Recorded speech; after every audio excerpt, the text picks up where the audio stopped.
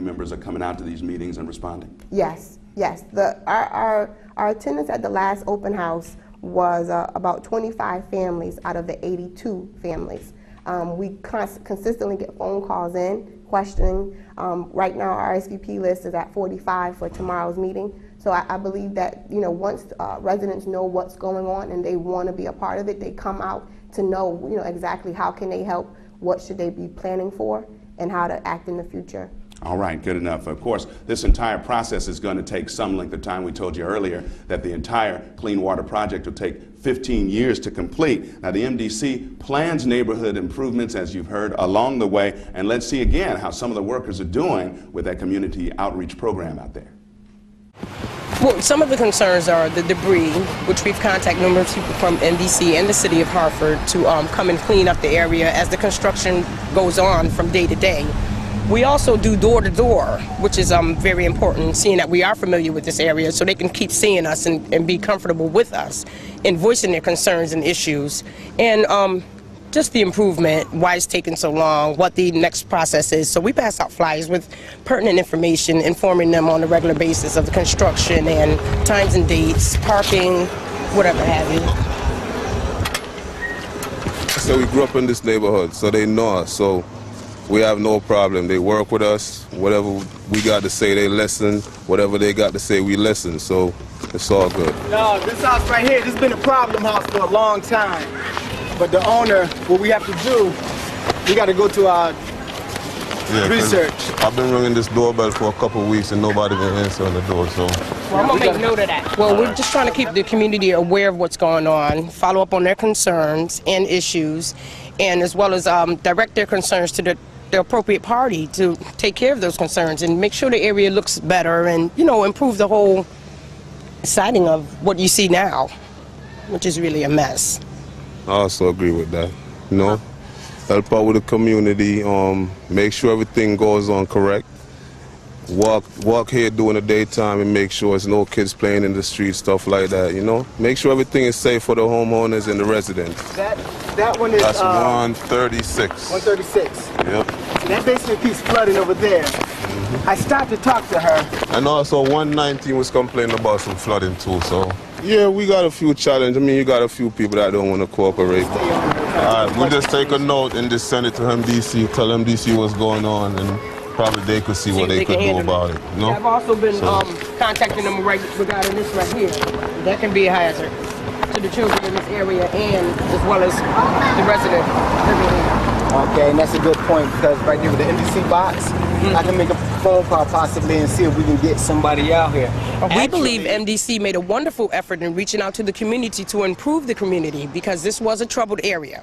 And MDC recognized that. But however, wanting to step in and improve the area is getting a wide feedback from the residents and the homeowners as well. One more property to go to. Is that 137 over there that we had to pertain to we do. information for? Okay, so we want to see what... We think MDC do a good, I think MDC does a good job. So we come out here, help the homeowners, do whatever, you know, trying to clean up the water, do whatever we have to do. So it's good for the residents. So whatever MDC do, that's what we do. Now that one, you said that was leaking also? Yes, 119. All right, just more evidence that folks are working hard out there to get the word out. Corinne, let's start with you this time. How often do your outreach workers interact with residents in your area? We go out every day. Our first step is to check in with the MDC inspector for our site. We make sure that everything is okay. He gives us a heads up to what to expect for the day or maybe the rest of the week. We then go and split our groups into teams of 2 and they go down Edgewood Street and knock on doors. They do a walkthrough, they do inspections just to make sure everything is okay. If we see anyone outside, we ask them if you have any questions or any problems, concerns, and then we go from there. And then people seem to be satisfied with what's going on so far. Okay, Yes. good enough. Maryland, south end of Hartford, are the concerns and questions that folks are being asked by your residents one and the same? Absolutely. The only difference we probably have in our area is we have many more merchants that we're dealing with, and I mean a little difference with that would be is it affects them monetarily as far as any kind of disruption. But as far as outreach and what we do with the community, residents, north, south, east, west, same concerns, same folks, but when you add merchants, a little different. Okay, good enough. Greg, you're the coordinator of all this. You see all this. You help put it all together. You see the actions of the outreach program daily. Would you say the MDC is meeting its goals concerning keeping neighborhoods and business residents and stuff informed? Totally, totally. I think our groups, we got a good selection of the 4 outreach groups that's out there, and they're very capable and knowledgeable of being out there in the community. Very informative. So as far as the MDC reaching their goal, I think they have exceeded with the choices that they had made, because the community groups are doing an excellent job. And the biggest message, again, we talked earlier about maybe a little resistance at first, but less resistance now, is you want the community to know you're there for them. We are there. We are there for them. Yes. Yes. That's a good correction. Thanks. You had my back that time. I appreciate it. All right, Corinne, in addition to the door-to-door work that you folks do, are you going to be employing any other methods as the Edgewood Street project continues? Yes. In some cases, we made phone calls. We've actually gone to inside homes. In some cases, we have some elderly residents on Edgewood Street, and so we actually go into the home and we make sure that we're available.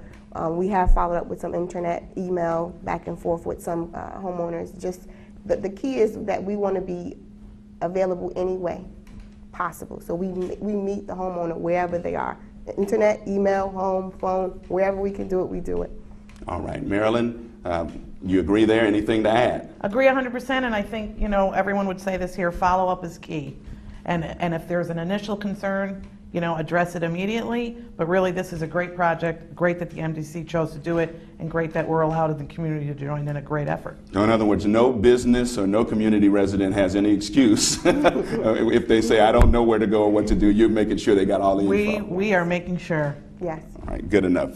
Thanks to all of the panelists for joining us today. We'll continue hearing about the efforts in the MDC's community outreach program, working with neighborhood organizations and businesses to get the word out there about the construction on this clean water project and how it might affect your area. We'd like to also thank all of the organizations for partnering with the MDC, and let me name them here. It's going to take me a minute. The Blue Hill Civic Association, Upper Albany NRZ, the Upper Albany, Maine, SAMA, which is working with HART on the outreach effort in South Hartford out there. Thanks to our studio guests, can't forget them, Greg Robertson, right here, immediately to my right, Marilyn Rossetti in the middle, and Corinne Moody to my far right. Thanks so much again for being with us on the show today. That'll do it for this edition of Newsline. As you know, the MDC always has played a very important role to improve and protect the quality of life and health and the quality of life and the environment through the Clean Water Project, and improve the quality of life through many other initiatives as well. We welcome you, as always, to contact us with any questions or concerns that you have. You can do it via email. Go to www.themdc.com or www.thecleanwaterproject.com to contact us online. And of course, you can contact us by phone as well. The MDC's phone number is 278-7850. I'm Eric Clemens. Thanks so much for taking some time out with us today on Newsline. We'll see you for the next edition of the program right here. So long.